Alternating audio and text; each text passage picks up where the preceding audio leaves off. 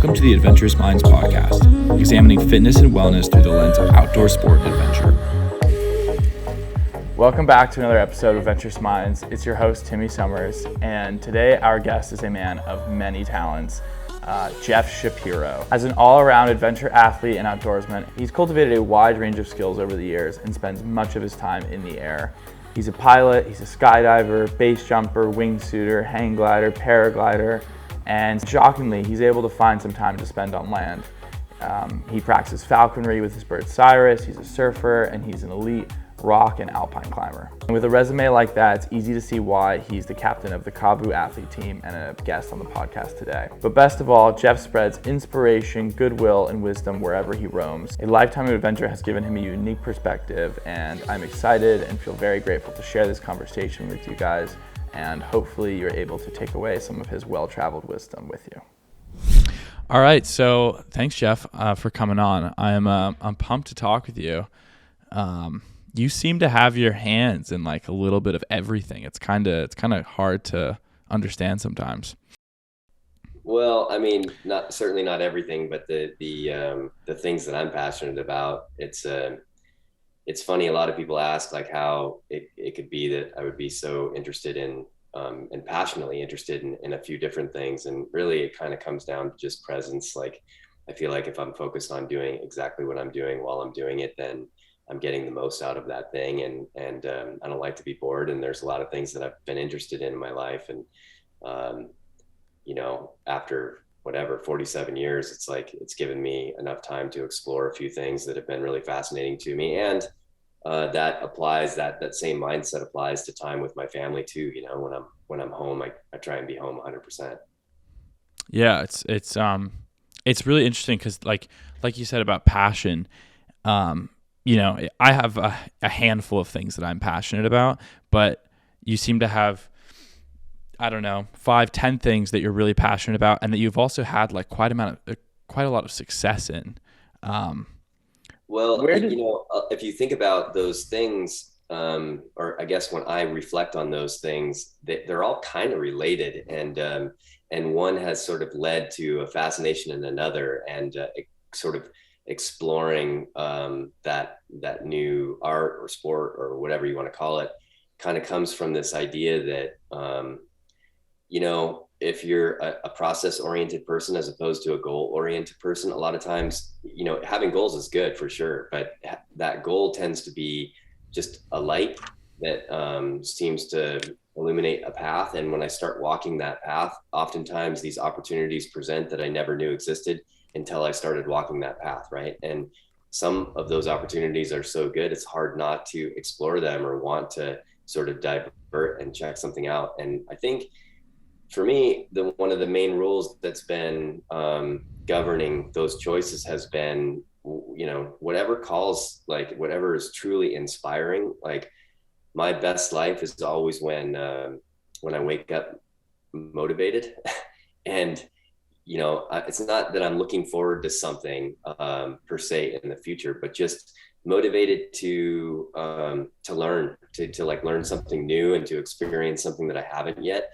And that's super inspiring to me. So, I'll be like, as an example, just super, super passionate about climbing. And what I've sort of learned, if I was to really look in the mirror, is that it's really being in the mountains and being in environments that are difficult to get in and offer some uncertainty that is really attractive. So, all of a sudden when I had this opportunity to learn how to fly a hang glider, as an example, it's like, I was like a 17-year-old kid when I learned how to fly. And at that stage in my life, flying, like running off a mountain with wings over your head, to glide without a motor was just like superhero stuff, it was like next level. So why wouldn't I want to explore that? And as soon as I experienced it, it spoke to me in a way that was pretty life-changing, certainly impacting in many more ways than I expected. So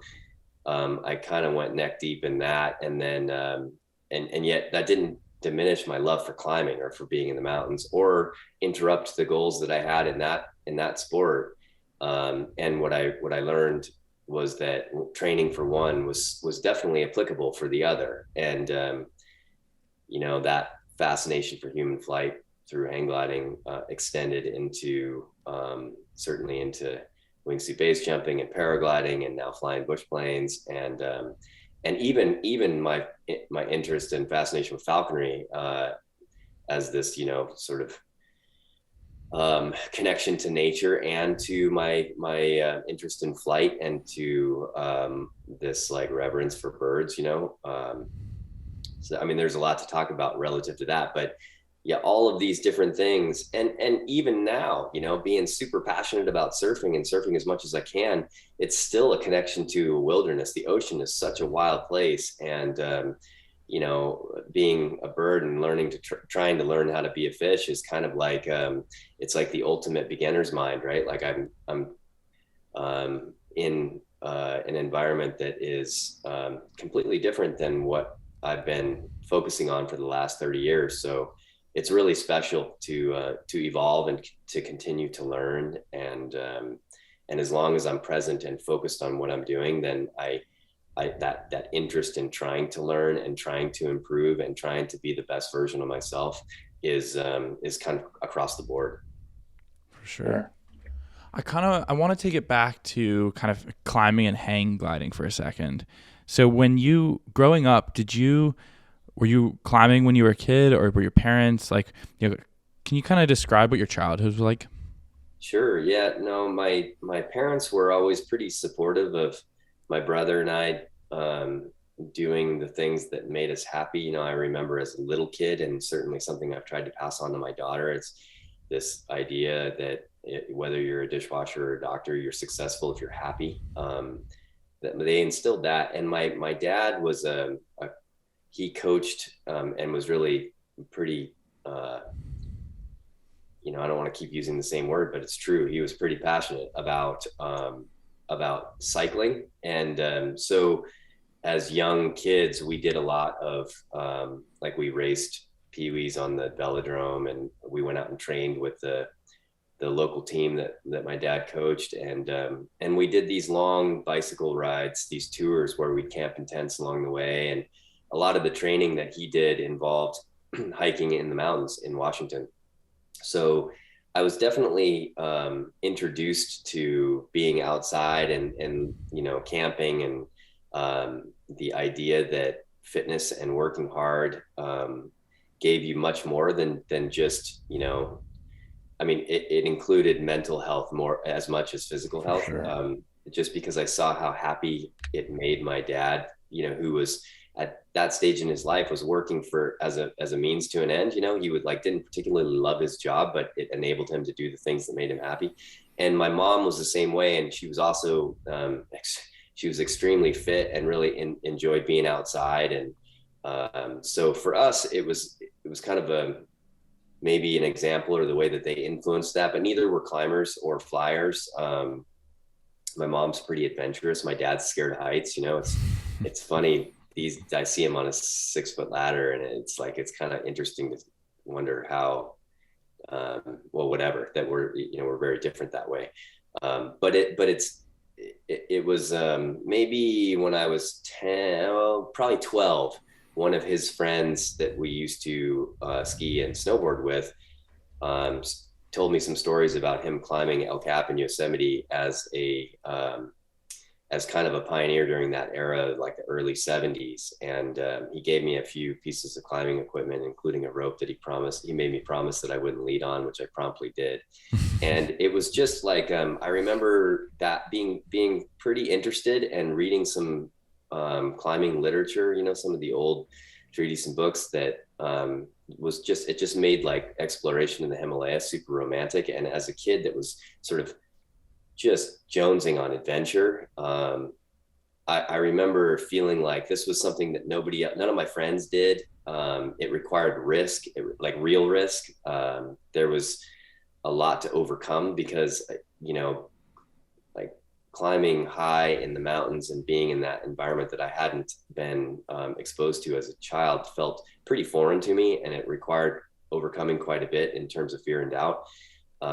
So at a pretty young age, I was pretty turned on by climbing, and started really rock climbing like as a dominant feature in my life, like as an interest, along with maybe skateboarding and a little bit of surfing, snowboarding, that kind of thing, when I was 14. And rock climbing and eventually ice climbing kind of took over my life. In when I had the opportunity to learn how to hang glide at 17, it was because I ended up in the shop of a guy who was building portaledges and backpacks and harnesses, and he was loaning me a kind of a prototype portaledge to take down to Yosemite. And when I went to his shop and I drove to his shop to pick it up, I mean, geez, I'd just gotten my driver's license or something. I mean, literally, I must have been 16 or 17.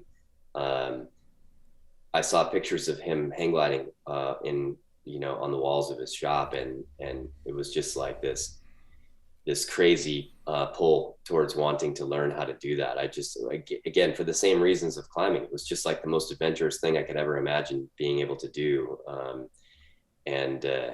So yeah, for a long time, those two art forms or activities or sports or whatever interests were really dominant, and pretty much all I could think about. I mean, just ask my wife, she would be rolling her eyes right now. It was hard for me not to keep my eyes out of the clouds or thinking about climbing new routes in the greater ranges or whatever, at that stage. So climbing was really kind of the gateway drug to getting out into the mountains and finding kind of the new sports, and particularly hang gliding, it sounds like. Yeah, but it stayed out of all of the things that I've tried in my life. And some of them have been things that I've stuck with long enough to try and get pretty proficient at. Climbing has been climbing and flying at one level or another has been the things that have always, that my love for those things has never diminished. In fact, it's grown. And especially like climbing, there's so much to learn, right? There's always something harder. There's always something that requires something of you, whether it's being stronger or mentally more fit.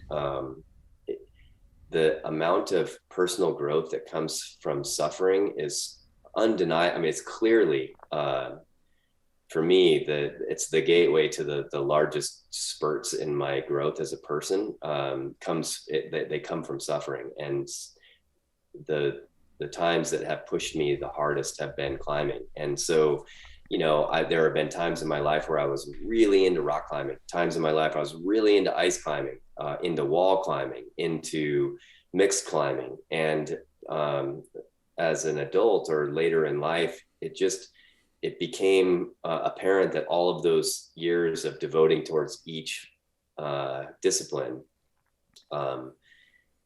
has enabled me to put them all together into the skill set required to try and do first ascents in the greater ranges. And just because if you go to, a place like the Himalaya or to the Alaska range or to any of the. All right, sorry about that. I have no idea. Zoom literally just crashed on my laptop. Yeah, no worries. Sometimes that happens. Sorry. So where were we? Not sure where it cut off, but I was just saying that the multiple disciplines that I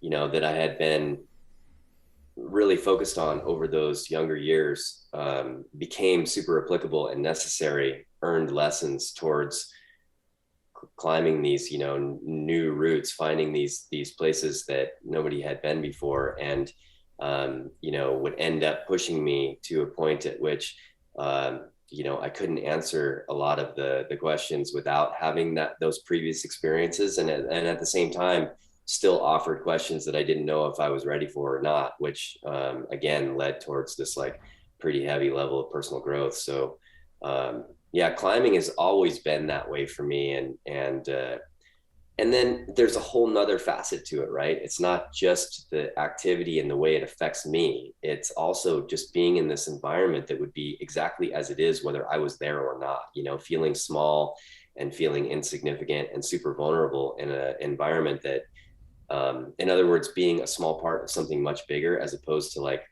being in control through my, the filters of my own eyes, which is like, it's kind of hard to escape that perception in our lives. It's hard not to see the world through the filters of my own ego, and so those times where I'm put into a place or an environment, and the ocean's very similar, oceans, mountains, rivers, any of the big powerful environments, they tend to focus for me this I don't know, it's a humility that comes from just being tiny in a big place. And I think that that's super special too, and just the beauty of it. I mean, God, the Himalayas, like I still just totally takes my breath away to be high and to look at those mountains that they're just like it's like one of the most dramatic places you could ever experience. And somehow it gets deep inside you more than just being, just like looking at a scene. There's a lot of emotion in it. It's pretty cool. Yeah, I can relate to that. I mean, I think surfing is such an easy one to point to when you kind of feel small, just because when you're surrounded by waves and it's, there's nothing you can do. There's nothing else you can focus on. I mean, you can obviously get that feeling in the mountains too. Less people have experienced that. And it's, I think it's such a bummer sometimes that more people don't get to feel small in such a big environment, because it really does humble you.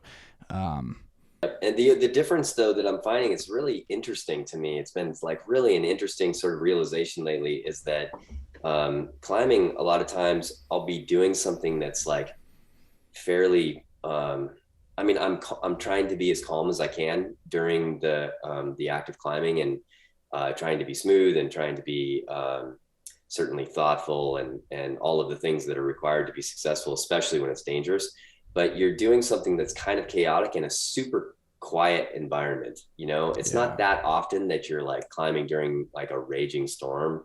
I mean, it's certainly happened, and some of my best memories have been from those times. But you're kind of doing something wild in a quiet environment, whereas in surfing, you're trying to be real quiet in a very wild environment. Like when things are, I mean, you're literally trying to be relaxed and have no mind in, while the world is crashing behind you, especially surfing bigger waves. Not that I'm a big wave surfer by any means, shape, or form, but it's a pretty interesting thing to like try and keep yourself very calm and even when there's like an avalanche behind you that's continually breaking, and it's really special too. Both require a pretty high level of presence. Because you're reacting to what's in front of you, and it's hard to anticipate, but yeah, they're also quite different. Yeah, well, that's a great distinction to make, and it kind of brings me to kind of my next question and topic is, how did you get from hang gliding, which I assume is kind of like a peaceful sport in the same way that climbing is, all the way to wingsuiting, which I'm kind of going to compare it to as the surfing, where it's loud and fast and dangerous. When was that transition made? They're all fast and wild and dangerous if you choose them to be. And it's funny. It's not that was the attractor to it, but it's definitely part of it. I would be lying if I said that it wasn't. But when you're climbing, if you're way out over gear in kind of a wild place and it's blowing and snowing and kind of gnarly, it definitely gets it definitely gets kind of intense at times. But the beauty is, if you can find a rest or you get to a belay or whatever, you can kind of stop and rest and look around and recognize the beauty. And flying hang gliders the same way. It was funny. It was described to me once as, hang gliding can be as intense as you want it to be. It can be, as mellow as laying on the couch watching TV, or as intense as doing push-ups as fast as you can with a loaded gun to your head. But it's your choice, and racing hang gliders, especially on the kind of the pro circuit or whatever around the world, it could be quite intense when you're thermaling with 140 other pilots, and it's just like a bee's nest of cloud base, and you're flying as fast as you can. And make no mistake, it can be done very safely, but it can also be done in a way that involves quite a bit of risk. So, I have memories of contests where people died during the contest, and it can be quite intense as well. And, looping a hang glider 100 miles an hour is like really wild thing to do, So some of those feelings naturally crossed over to wingsuit jumping, but I would say that flying a wingsuit in the mountains or base jumping a wingsuit in the mountains was the only reason why I was interested in that activity in the first place. It was just this, for me, it wasn't base jumping, although I always sort of recognized it as a utilitarian way to descend as a climber. I also wasn't attracted to skydiving in any way, shape, or form. I just wasn't interested in it. And yet the interest in human flight, the idea, one of the things I love doing most in a hang glider is, soaring over a launch and buzzing your friends at 80 miles an hour, low to the ground, sensing that speed and just controlling it. It was like that, except that the glider was your arms in a wingsuit. And the footage that I saw at the beginning was, I was lucky enough to enter that sport during a sort of, I wouldn't call it the golden years, because people had been flying wingsuits before I got into it, but it was definitely during the years where like the size of suits and the performance and the designs were evolving quite fast. And in some ways it was kind of the golden years. I mean, there were, probably thousands of base jumpers, but there was only a couple of hundred, maybe 250, 350 active wingsuit base jumpers around the world. So everybody knew each other, and the development of both performance and the opening of new exits was pretty raw and new at that time. So there was a lot of discoveries to be made. I was interested mostly in the flight, and mostly again to exploration in the mountains, and exploration both of the environment and of myself. So the difference is that there is no removal of risk. It's not your choice. Every time you do it, it involves this like pretty severe contemplation, and hopefully making good decisions so that you can stay alive. But that allowed for a lot of beauty too, right? Like, when you fly a wingsuit, it's like surfing a wave 1,000 times riskier, but a million times riskier. But it puts you in a state of mind that is so present. Like the presence is so profound when I flew a wingsuit in the mountains, that I would feel like I was living a lifetime in the 40 to 45 seconds to a couple of minutes or whatever that I was flying through the air at 140 miles an hour. And yet the whole experience is so intuitive. There's so much linear sort of education and knowledge that you have to earn the right to be there. But it's just such an intuitive thing to do. When you jump off, you're literally controlled by your imagination. And ironically, belief has a lot to do with staying safe, on top of making logical choices, of course. But it was such an amazing thing to do, and an incredible way to fly. And then also this connection again to these environments. I'd hike into the mountains and work my way up to some lofty perch and deep in the backcountry, and oftentimes by myself. And you get to perform this amazing, experience, or have this amazing experience where, as my friend Bill Belcourt says, you're in an arena where no one's watching and no one cares, and that is like, it's in, this sterility of today's world, that's pretty unique. So yeah, flying a wingsuit, I wouldn't trade a second of it. Yeah, the connection to the environment you're in is such a cool aspect of it to me. I mean, the fact that it's fully your body. There's no harnesses. I mean, there are harnesses, but there's no you're not on a glider or you're on a paraglider or whatever it is. And that's what's kind of keeping you up. It's obviously yourself.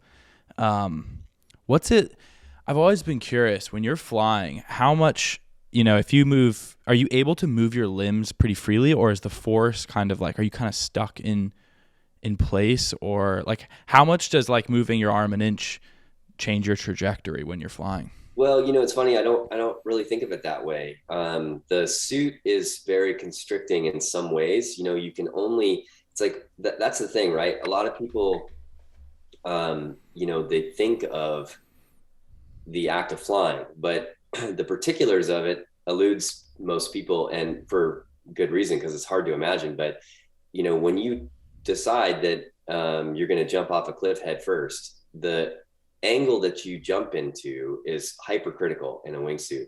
Without a wingsuit on, if you went a little too head low or whatever, you didn't get quite, and it's all relative to the amount of push and the how far out you jump, maybe the way the wind is blowing or whatever. There's lots of factors, but if you end up a little bit head low, you can put your hands above your head to get your balance back. It's the tail's cat, right?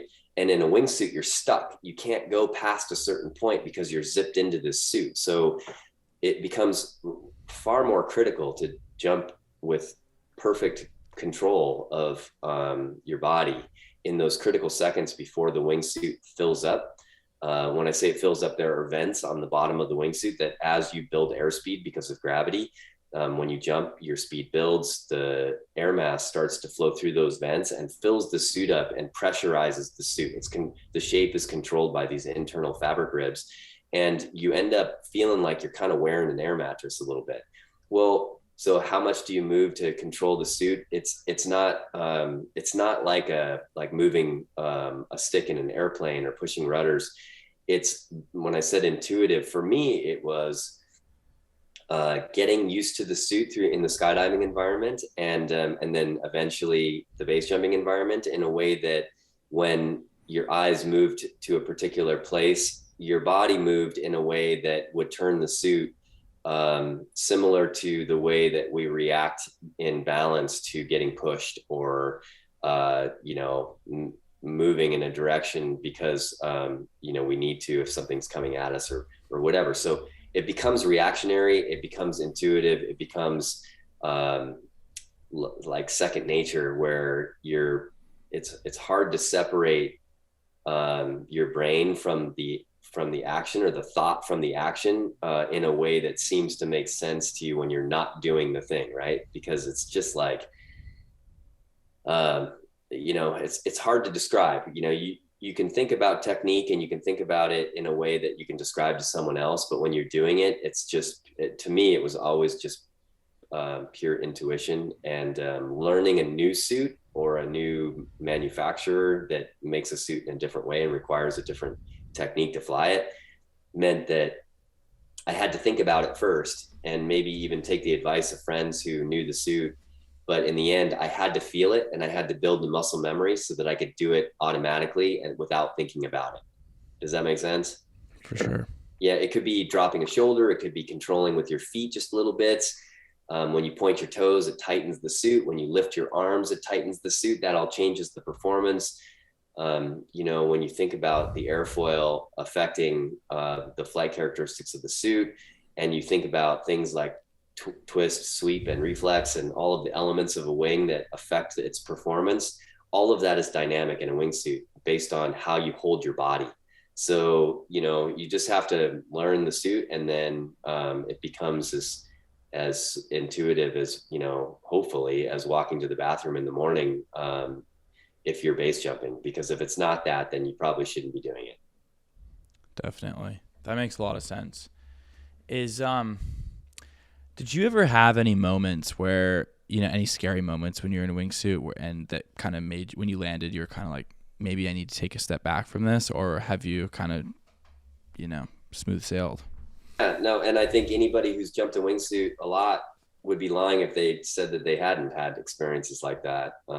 There's no doubt it opens up questions about what's important and what isn't. And, viewing your own mortality. It's funny. I just did an interview with somebody, and we talked about this because I heard the person who was interviewing me, I actually heard him say earlier this thing it was really interesting. He articulated something that had been on my mind, but in a pretty unique way. And it was this, that, in life, although even those of us who contemplate our own mortality, we don't go through life looking for the end point. Like typically we focus on living our lives instead of the end of our lives, right? Which is healthy. It's important to know that we're not going to live forever, but at the same time, like, you know, dwelling on the end of your life is not helpful. But I think that when you don't focus, or you can't see that endpoint in a base jump, you know, especially on a lower object, if you're jumping and you have like say a 2-second delay before you open your parachute and you see this ground rush, the endpoint is very, very, very visually apparent.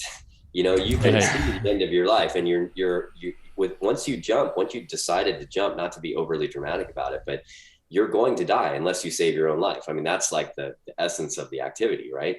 And luckily we use a very simple parachute system, and we train a lot, and we believe in that system, and we know it works. And so I never like think I'm cheating death when I go for a base jump. In fact, I would never do a jump unless I was pretty convinced that I was going to be successful. Like I've never jumped hoping for the best, you know? So I think though, the way he put it was, when you do see that endpoint and, you know, you divert, or, you know, you do the things necessary to have that not come to fruition, then you do have a level of appreciation for life that you don't get in normal life. And so like for me,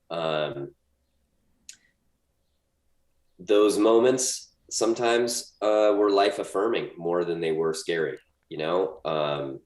And sometimes they did make me say, oh, maybe I need to step back or change my relationship with this activity. And sometimes it wasn't even my own close call. Sometimes it was being on a jump, on a load, as we call it, with somebody who unfortunately, you know, died during the jump. And watching one of your friends be alive 1 second and not the next second is an interesting experience, and makes you self-reflect a lot, you know, on top of all the other emotions involved. In terms of myself, I think I have somewhere between 900 and 1,000 jumps around the world in the base environment. And I've had a couple of things happen that were kind of wild, but I have had 2 close calls that I would say were like, you know, that gave me pause. And one, with 100% certainty changed my viewpoint on life. And there are very few things in my life that have had the power to do that. Like, you know, peak experience is not the same as an epiphany, you know, and coming to this place where it's not just changing your behavior, you're actually changed as a person. Both of those have come from, it's happened to me probably 4 times in my life, once climbing, once hang gliding, and twice base jumping. And the times that it happened during base jumps,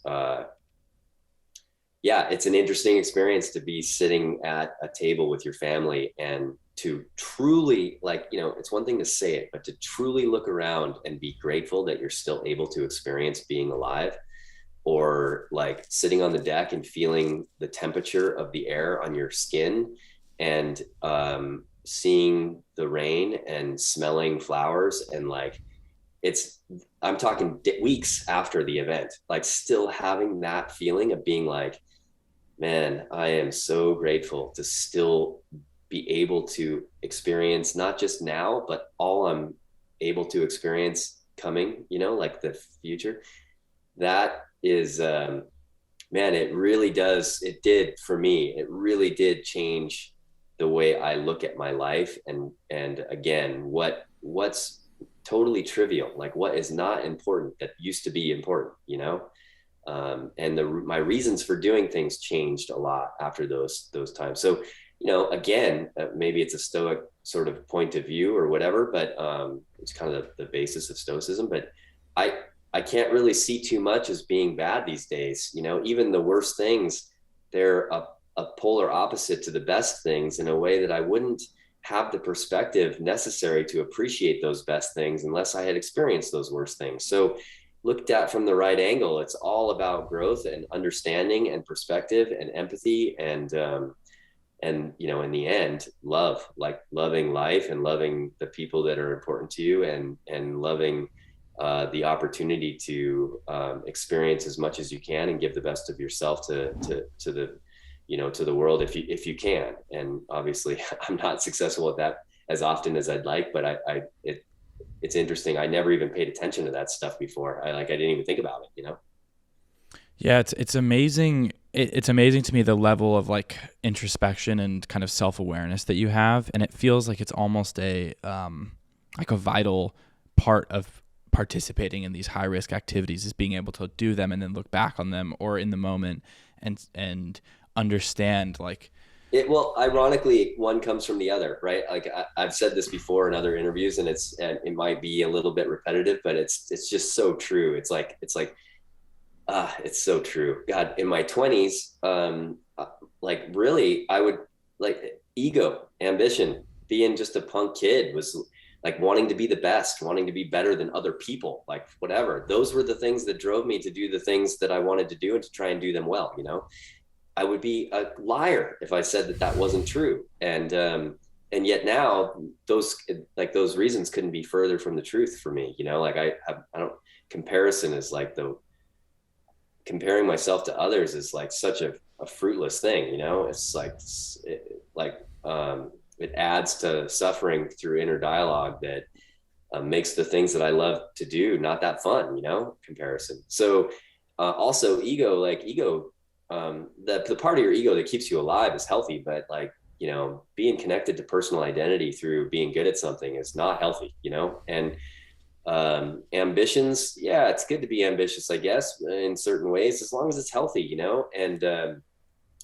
and yet those lessons, like now doing it because it adds something wonderful to my life and not because it adds to my persona or my own feelings or my own sort of inner dialogue relative to personal identity, that ironically comes from those early experiences where I got my ass kicked and getting humbled by those moments of suffering in the mountains or of seeing friends die or of having close calls. That was necessary to learn, right? And so, like everything in life, making mistakes is the road towards figuring out how to do it better. And, better, it's a personal thing, right? Like that's better for me. It might not be better for someone else. So I'm certainly not here to tell anybody else how to do it. But for me, I'm finding a greater level of enjoyment and a greater level of fulfillment as a human being for the reasons that I feel like are driving me now, relative or, in comparison to what it was. But it took that experience as a youngster to understand that. So again, it's you wouldn't know the light without the dark, right? So you gotta learn these things. Yeah, and the kind of like wisdom and lessons that you've learned that you're kind of talking about today, has that largely just come with age, or have you practiced like a meditation, or like is there something that's kind of like brought you to this way of thinking today that kind of changed? I don't, age is I know people who are far more mature than me that are a lot younger and far less mature than me that are a lot older. I don't think it's necessarily relative to age. I think it's not really the trips around the sun, it's the mileage, like it's your experiences, and we are what we've experienced. So I think that I wouldn't, clearly I would not have the same perspective that I do now without, as I've said, a lot of, especially the darker experiences. A friend of mine once told me that darkness comes from depth, or depth comes from darkness, I guess. I feel like my own introspection and my own methods of applying the lessons that I've learned or the experiences that I've had to my sort of life ethos. I think most of that isn't an age related thing. It's just getting after it, and getting, like I said, being humbled. I think also, maybe for me, it's been a bit of an advantage being involved in several activities that are all risk oriented. It's one thing if you're like a base jumper um, or a hang glider pilot or a paraglider pilot or a climber or alpinist or whatever.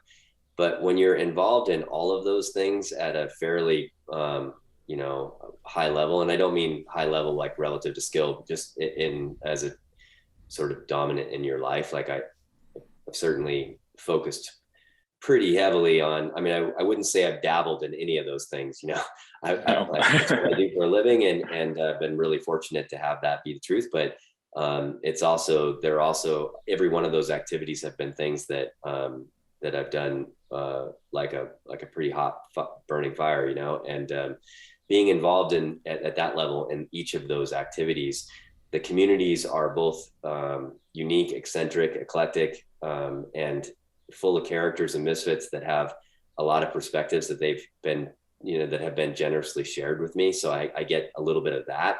And also, there's been a lot of carnage over the years. It's not just one sport. It's like, Himalayan alpinism, you lose friends,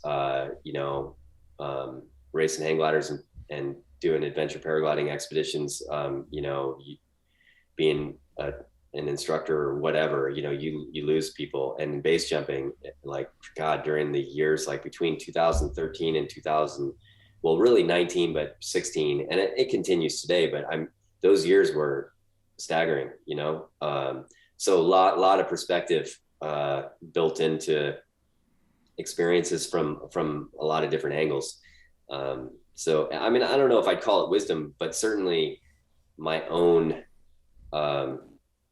ability to, as a tangible example, appreciate my family, and maybe be less centered on my own desires and wants. That comes from I would call it a lot of exposure, Yeah. That kind of, I'm curious, are you still base jumping today, or? Well, I'm still very fascinated by it.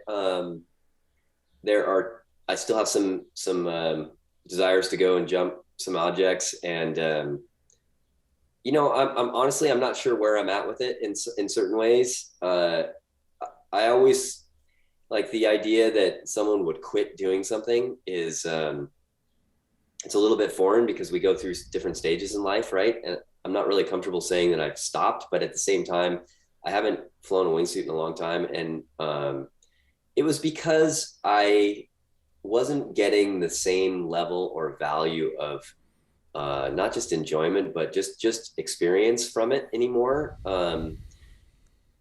I found myself doing wingsuit base jumps and having a reaction that felt a little bit more normalized than it did before. So there's so much risk involved in that sport, and in my mind, unless I'm 100% committed to it in every way, I have no business doing it. So the last jump that I did, I had a pretty close call, and I didn't slow down or I haven't been taking a break because of the close call, because of the nature of that. I'd had a close call before that and jumped the next day.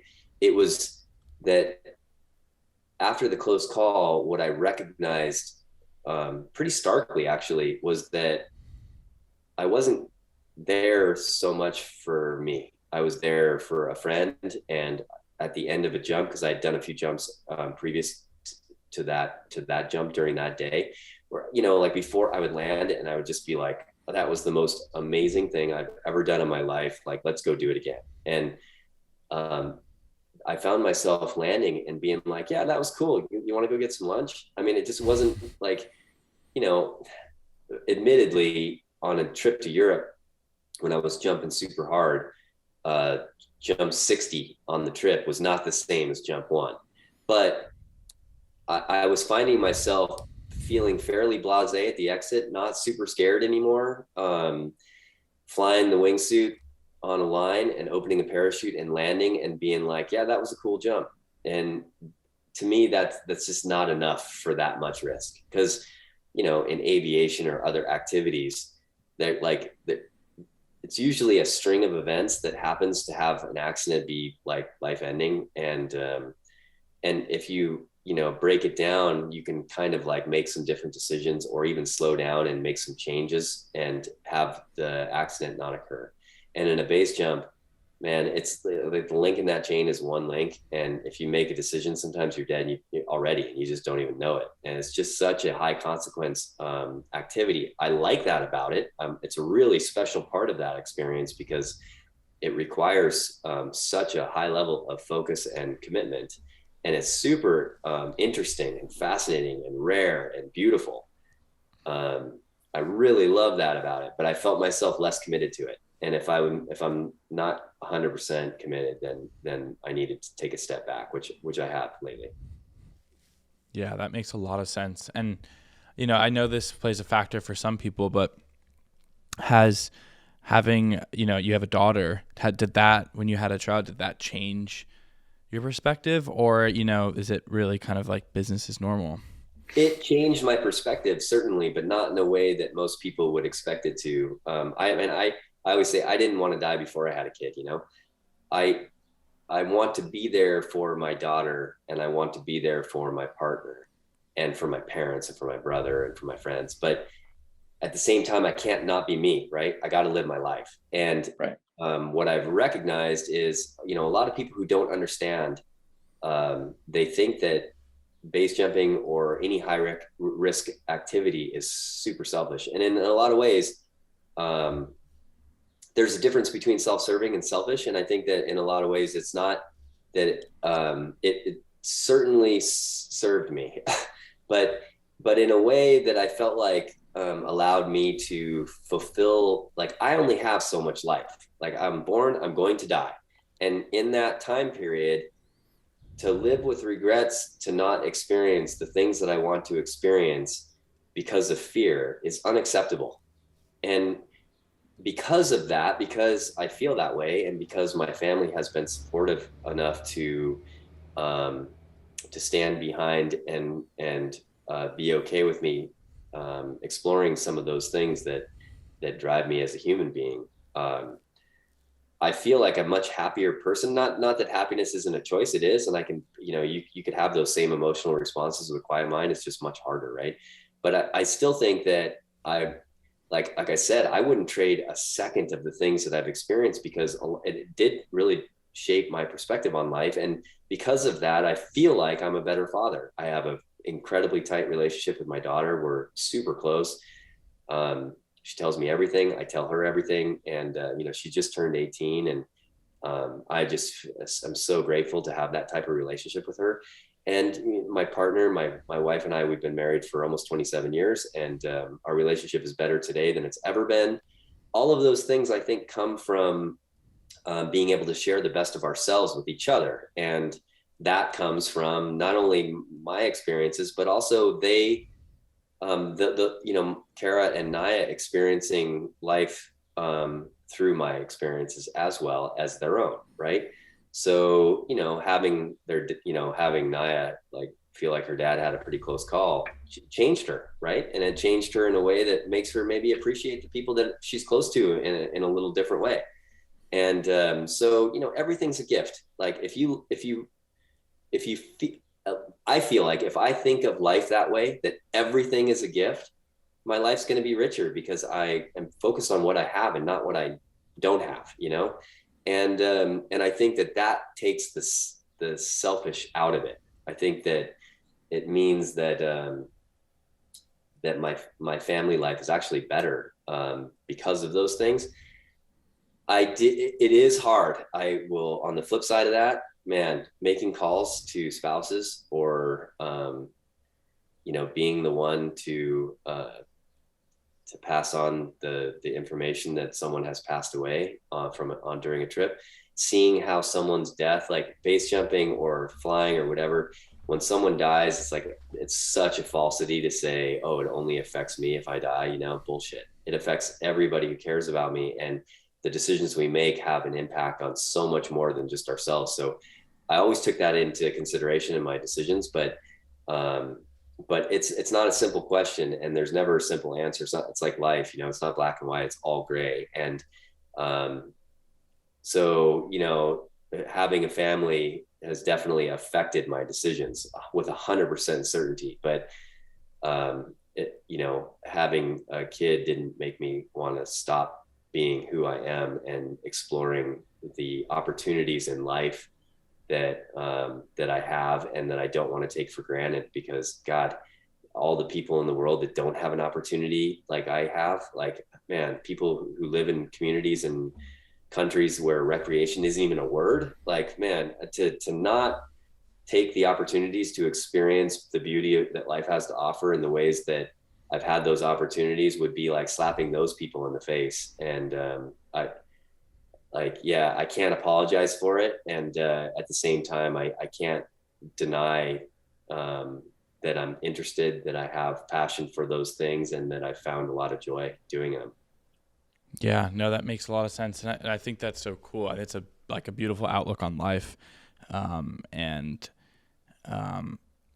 It's super cool for your daughter to be raised in that type of environment. I think that's that must be just a really cool way to see your parents. And, so I think that's awesome. So, clearly experience is really important to you. And I kind of want to just move on to touch quickly on, being a bush pilot. What does that experience give you? When you think about all the different things that you're able to pull from base jumping, what are you getting from being a bush pilot? It's funny. I always kind of laugh at that term, bush pilot, because really to me, a bush pilot is a pilot like, most often found in Alaska, maybe, I mean, certainly Idaho backcountry or whatever, who is, taking a client out of the mountains when the weather is bad because they have to, or going and getting groceries with their airplane because they have no other way to do it. And having to have that knowledge in a way that creates, a safe way to accomplish something. Because what I do is more like flying in the backcountry and utilizing certain skill sets to be able to land for recreation purposes, So I wouldn't call myself a bush pilot by any means, but I am fascinated by it. And that type of flying, I went on an expedition in the Brooks Range, which is a mountain range north of the Arctic Circle in Alaska, to try and cross the Arctic National Wildlife Refuge via hiking and paragliding. I was using a paraglider with a friend of mine, and I were using a paraglider to fly cross country. We'd hike up a peak with all of our camping gear and food and fuel for 3 weeks. And we would fly as far as we could, sometimes 10 Ks, sometimes 100 Ks. And then we would land sometimes on top of mountains or oftentimes at the bottom. And the next day after camping, hike back up, find another launch and try to keep going. And we were able to cross the majority of that mountain range that way. And during that expedition, we had a friend that I had met preparing for that trip support us with the bush plane. He flew his Super Cub in once in the middle of the trip to drop some food and fuel, just because our packs were already savage. There was like no way to carry that much food and fuel. We needed one resupply. And when I arrived in Alaska, he put me in the front seat of his Cub, and I'd had I don't know, between like 10 hours or something of stick and rudder time, just flying friends' airplanes or the tow planes and hang gliding competitions. But I'd never pursued a license or knew anything to earn me the legal right to fly an airplane. So when I sat in the front of his Cub and he had me flying around, it was pretty apparent that that type of airplane, that genre of airplane, it flew not over the mountains, but in the mountains, and much more similar to a hang glider than an airplane in my own perception. I had zero interest flying airport to airport, just using one as like a car, although now I'm kind of thankful that you can do that with one. But flying his Cub sort of opened me up to the idea of taking my love and passion for flight and all of the knowledge that I had gained about flying in the mountains and applying it towards, this new way to fly for me, right? Obviously it's not new. So, yeah, today, having I have a backcountry Super Cub on Tundra, on Tundra tires, a bit on the Alaska bush wheels, and being able to fly that into the mountains and land on a riverbank or at an airstrip that not only requires about a certain skill set, but a very specific airplane. And it's pretty wild to be that far back in the mountains flying without the height for, like in a hang glider or paraglider, you always have to be high enough to glide to an LZ, right? And in an airplane, like I always joke that if we can't see the animals, see the trees, we're too high, So oftentimes we'll fly in these places where, you'd have to walk 3 weeks to get there. And you get there in an hour or an hour and a half in an airplane, land and walk over to 100-year-old rhubarb bush or sit in the hot springs that you couldn't get to unless you had an airplane, and that's pretty special. And then also it's kind of a fun wagon, right? Like I stick a speedwing or a paraglider or base gear or climbing gear or whatever surfboards in the back of the plane and fly down a coastline and land on the beach, or fly into the mountains and land at some remote strip or riverbank and hike up a peak and fly a speedwing right back down to the plane. So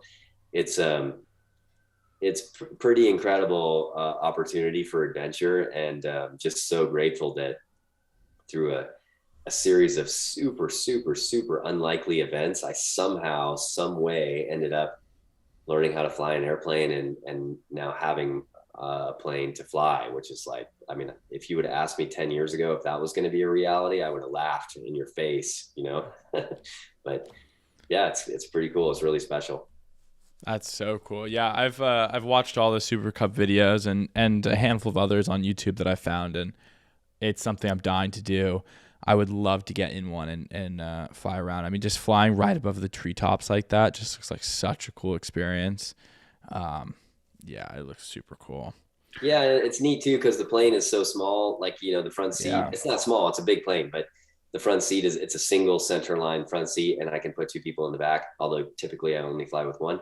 But it's like, the pilots will commonly refer to it as wearing the airplane. You don't get in the airplane, you strap it on, and it's like pretty cool having a window on each shoulder and having that type of power and performance. I've never really been a motor guy, but it's pretty cool. Yeah, I mean, and then you got those like massive wheels and you can land wherever. I mean, it's pretty badass. Yeah, there's a lot of safety involved too, like having suspension. The Acme Aero guys hooked me up with a set of suspension for both the tail wheel and the landing gear, and those big tires. It means that, if you ever did have an engine out in a bad spot, because you can fly that plane so slow and land it pretty much anywhere. I mean, you can land that thing on bowling balls. It adds quite a bit of safety to the whole system. So I like that too, to be honest. Yeah, that's cool. So is that kind of like your main kind of activity or hobby right now is flying this plane, or too hard to say? I still really enjoy flying a paraglider.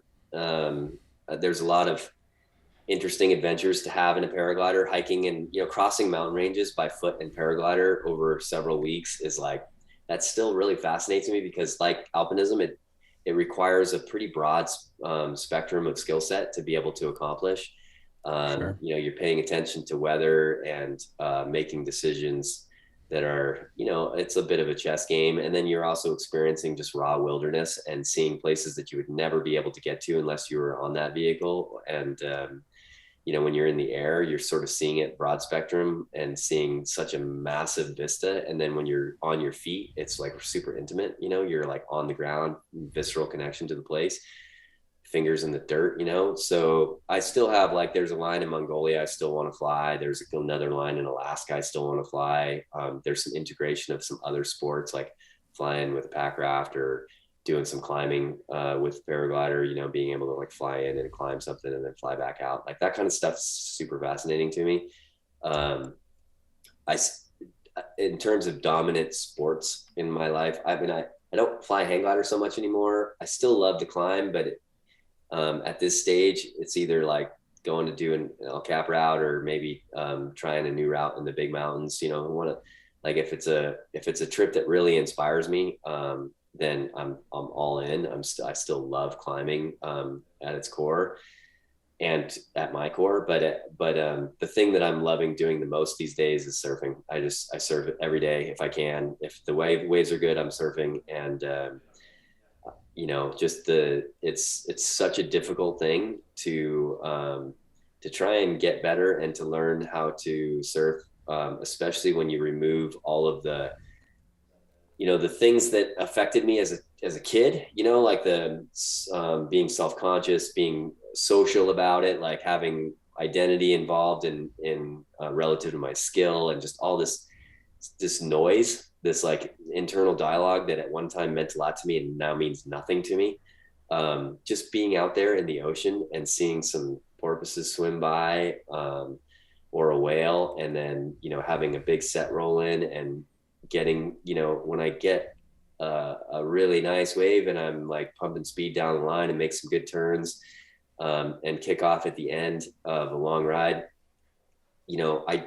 I don't really remember all that happened. It's like it's like a wingsuit jump. The presence is so profound that the part of your memory that generates memories doesn't really work in the same way as like normal consciousness, So when I paddle back out, it's like I'm looking for that feeling. And those two things, like I've never really done anything that's as close to wingsuit jumping as surfing, except there isn't the risk. I mean, there is, like, if you're surfing like North Shore of Oahu on a big day or something, There's certainly risk. I mean, you can drown, you can hit the reef, whatever. There's lots of risk involved in anything if you choose it. But it's not even in the same category as jumping wingsuits in the mountains. So, but the experience is very similar, So I'm really, really, really, not for that reason, but I'm really enjoying a beginner's mind and just like surfing every day and trying to, like chasing barrels and just like whatever, doing the best I can to learn every session. Some sessions feel like I take 2 steps backwards, but some sessions, when you make this, you have like 3 or 4 sessions in a row and it becomes apparent that you've really progressed. Like that's super fun for me. And then just the wilderness, the being in Hawaii and being, wherever in tropical environments, Mexico, that's rad. But the Oregon coast, man, it's so raw here. The coast is so raw and alive and green and heavy and cold and thick. And it's rad. So yeah, I'm really enjoying that. I've basically been flying a paraglider, flying my bush plane, and surfing as much as I can. Nice, dude. That's I need to be doing more of that. My brother's kind of going down the rabbit hole of paragliding right now. I've gone paragliding a dozen something times, and he finally just went and got his license in Switzerland, and now is kind of taken off all around the U.S. And watching him go down that rabbit hole is kind of piqued my interest. I think I might be next. It's hard to not be bad. I would say the only advice I could give you is, if you start paragliding, be ready to quit everything else for a while, because it just is so dominant. God, it, like, when it gets a hold of you, it's similar to surfing and other things. It's just like, it's all you can think about doing, because it's just such an experiential thing, like being at cloud base, like, thousands and thousands of feet off the ground, like literally with your wing almost touching the cloud, and looking over and seeing a friend or an eagle or a hawk or something, and just, realizing that you're literally just hanging from a piece of plastic with a bunch of strings, and yet you can travel hundreds of miles if you have the right skill set. Like, it's a pretty rad thing to get. I mean, it's like almost, I don't know, it doesn't feel like you should be able to do it, but it's pretty cool.